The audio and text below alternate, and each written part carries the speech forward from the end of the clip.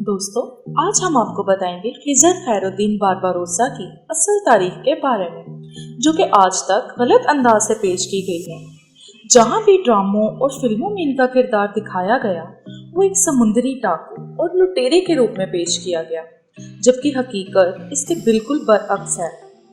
खिज़र एक तुर्क मुसलमान याकूब और उनकी अहलिया कैतरीना के बेटे थे। खिज़र के 3 भाई और थे, ओरोज, इसहाक और इलियास।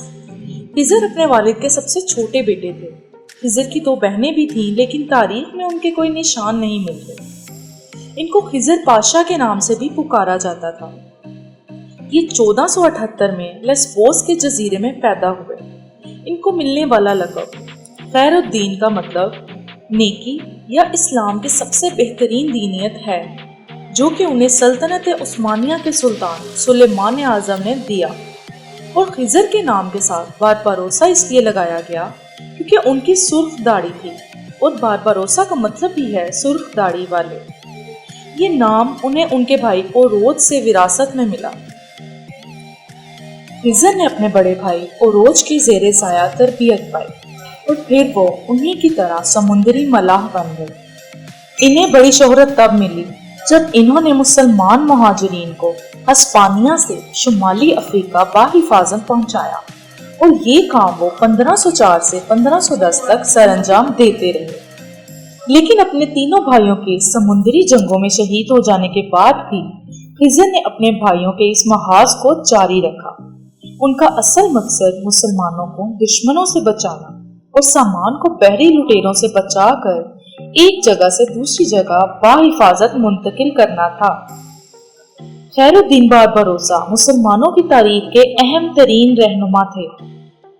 खैरुद्दीन ने कई जजीरों पर कब्जा किया और कई काफिर फौजों को शिकस्त दी और रोम पर काबिज हो गई और पानी के सरदार बन गए। बारबारोसा की बहरी फतोहात ने 16वीं सदी के वस्त के दौरान परिवेजा जंग से लेकर लेप्टोना की जंग तक बहरिया रोम पर उस्मानी गलबा हासिल कर लिया।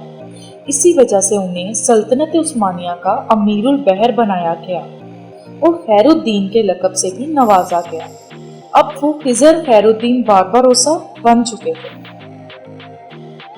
आपकी वफात 1546 में इस्तांबुल में हुई और आपका मकबरा इस्तांबुल के एक बारबारोस पार्क में मौजूद है। इस्तांबुल नावल म्यूजियम के सामने उनका मुजस्मा भी बनाया गया है, और मुजस्मे के पीछे तुर्की के मशहूर शायर यहया कमाल बेतली के अशार भी लिखे गए हैं, जो कि खैरुद्दीन बारबारोसा की बहादुरी और कामयाबियों के मुंह बोलता सबूत हैं। आज भी इनके नाम पर कई बहरी जहाज मौजूद हैं।